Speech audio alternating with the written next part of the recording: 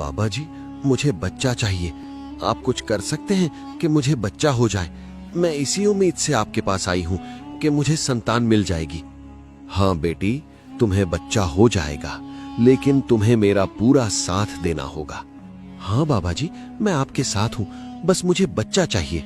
लेकिन बाबा जी, अब तो हालात बहुत खराब हैं। आप सच में कुछ कर भी सकते हैं या बस बातें ही करते रहेंगे? अरे बेटी, मैं अभी भी बहुत कुछ कर सकता हूँ। तुम मेरे साथ मेरी कुटिया में चलो, मैं तुम्हें बताता हूँ कि मैं क्या कर सकता हूँ। ठीक है। राधिका एक सुंदर और जवान स्त्री थी जो पिछले 3 साल से विवाहित थी, लेकिन उसे अब तक संतान सुख प्राप्त नहीं हुआ था। बच्चे की तीव्र इच्छा ने उसे अंदर ही अंदर तोड़ दिया था। दिन रात यही चिंता उसके मन में घूमती रहती थी। इस इच्छा को पूरा करने के लिए राधिका ने एक बूढ़े व्यक्ति पंडित भवानी शंकर से मिलने का फैसला किया, जो एक शक्तिशाली आध्यात्मिक बाबा के नाम से प्रसिद्ध था। भवानी शंकर दरअसल एक तांत्रिक साधक था जो नर्मदा नदी के किनारे एक साधारण सी कुटिया में रहता था। ये कुटिया दिन भर श्रद्धालुओं के लिए खुली रहती थी। दोपहर की तेज धूप में राधिका संतान की आस लिए उस कुटिया की ओर चल पड़ी। सूरज सिर के ऊपर तप रहा था। उसके मन में बस एक ही प्रार्थना थी, किसी भी तरह उसे मां बनने का सुख मिल जाए। जैसे ही वो कुटिया के पास पहुंची, उसने देखा कि भवानी शंकर एक छोटी सी धूनी के सामने बैठा हुआ था। वो आग में मुट्ठी भर चूर्ण डाल रहा था, जिससे लपटें ऊंची उठ रही थीं। ये दृश्य देखकर राधिका दंग रह गई। उसे लगा कि सच में ये कोई बहुत बड़ा बाबा है। भवानी शंकर ने एक और मुट्ठी चूर्ण डाली और ऊंची आवाज में बोला, ओम नमः शिवाय, श्री गणेशाय नमः। राधिका धीरे से जमीन पर बैठ गई। जैसे ही भवानी शंकर की नजर उस पर पड़ी, उसकी आंखें ठहर गईं। वो बहुत सुंदर थी। उसने सिर हिलाकर कहा, श्री गणेशाय नमः। हाँ राधिका, तुम संतान के लिए आई हो ना? राधिका चौंक गई।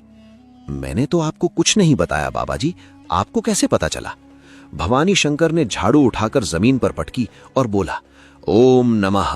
मुझे सब कुछ दिखाई देता है बेटी, मैं लोगों के चेहरे पढ़ लेता हूं।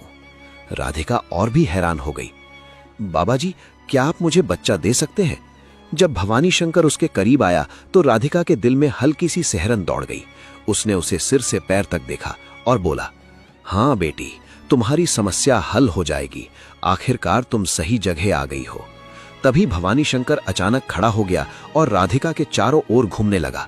उसने झाड़ू उसके सिर के ऊपर से घुमाई और बोला, ओम नमः।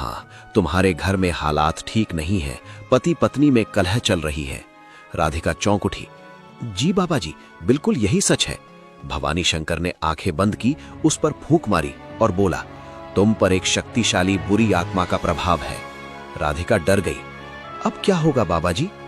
घबराओ मत बेटी, हर समस्या का समाधान मेरे पास है, लेकिन तुम्हें कुछ दिन यहां रुकना होगा और जो मैं कहूं वही करना होगा। राधिका ने सिर झुका दिया। ठीक है बाबा जी, बस मुझे बच्चा चाहिए। इसके बाद भवानी शंकर उसे समुद्र किनारे ले गया। वहां कई तांत्रिक रस्में करवाईं और अंत में उसे घेरे में लेटने को कहा। शाम का समय था, सूरज डूब रहा था। कुटिया के अंदर सन्नाटा पसरा था।